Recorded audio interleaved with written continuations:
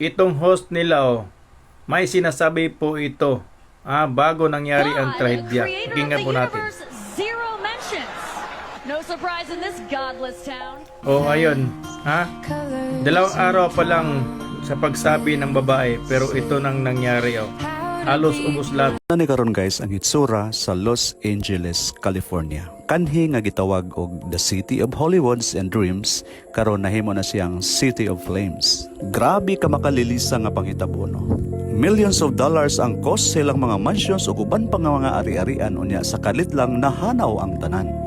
Mao na ni